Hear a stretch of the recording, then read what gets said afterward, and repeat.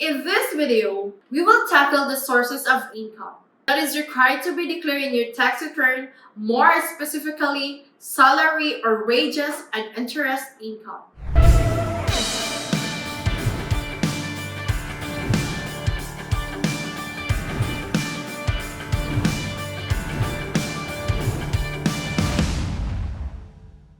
Hi, this is Hannah Stone, Tax Associate of American CPA Incorporated.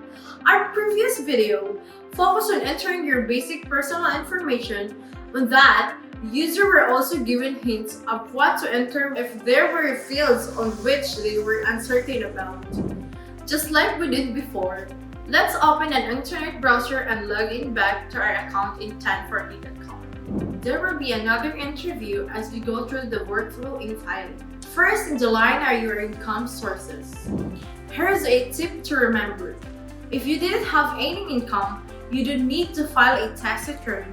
With no income, there is no tax and you don't qualify for any refund. Otherwise, if you do have income during the taxable year, proceed in filing your taxes and click here. After that, you will be introduced to the different income generating sources like W-2s, interest, dividends, investments, business, retirement, and other income. Let's say I have W-2 from American CPA. I will select click here to enter your W-2. With this, you will be asked about your employer's name, entity identification number or EIN, and complete business address. You may also input a control number as your reference number just in case you have multiple W-2 forms. You may click next or you may also choose save my progress in case you have to leave what you are currently drafting and return back to the previous form you are in without retyping the data. Right after, you will be asked if the name and mailing address on that W-2 is the same with your current name and mailing address as taxpayer. Next is you have to enter the amounts present in your W-2, the amount of wages, federal income tax withheld, Social Security wages, Social Security tax withheld, and etc. Whatever amounts present in your W-2, just copy and paste.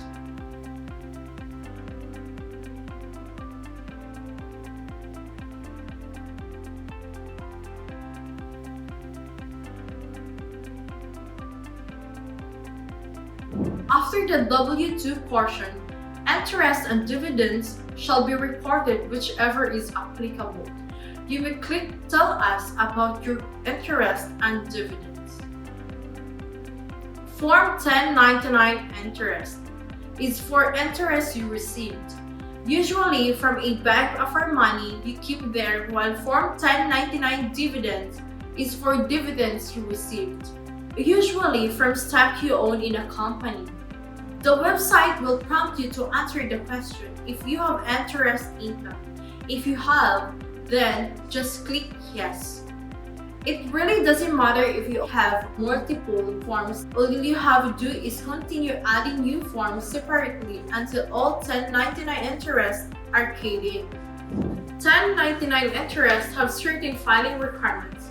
Each bank, financial institution, or other entity that pays at least $10 of interest during the year must prepare that form.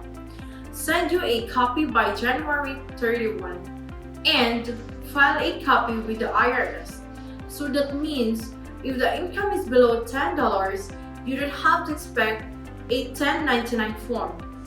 In either circumstances, just report the interest income you got for the tax year to avoid receiving mails from the IRS telling you should amend your tax return, that there are changes in your tax due or refund if you're expecting one, and so on. If you live in more than one state during the tax year, you have to indicate in it what state is interest from, in order the platform to properly allocate in your state filings.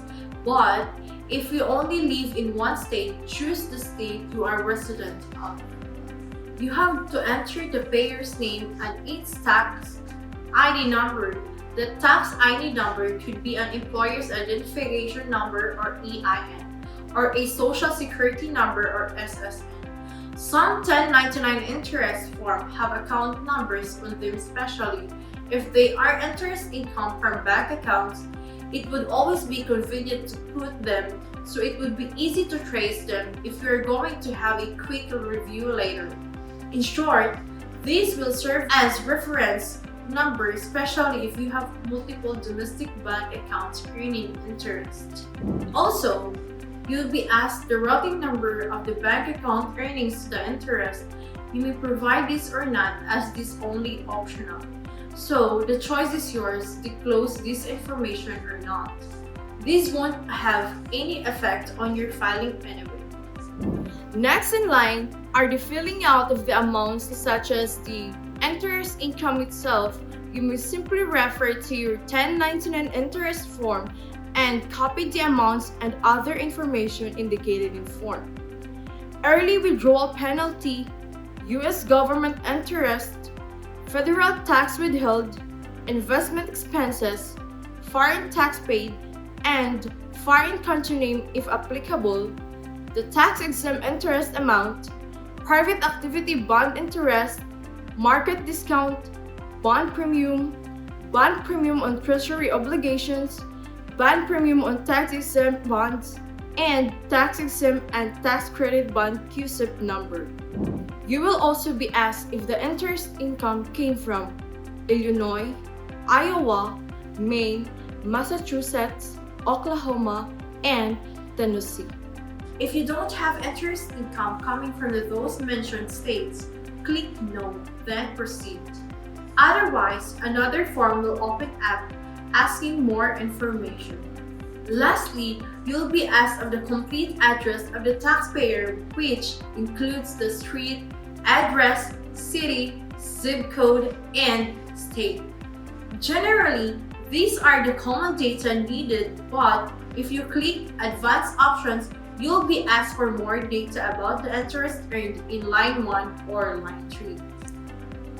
When you're done, you can save the form and continue. If you have more to declare, you can always do so by clicking Yes, I have more to add. Now, you just finished declaring your interest income and you're on your way closer to completing your personal tax filing. In 1040.com, everyone files their taxes for one flat rate that is only $25 per return.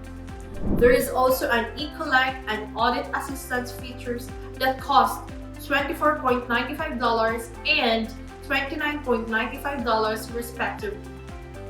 If you're looking for a trusted CPA firm to do your tax returns, even business tax filings, you can reach us here.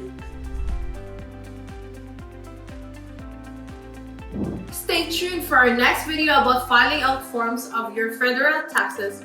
Thank you and have a nice day.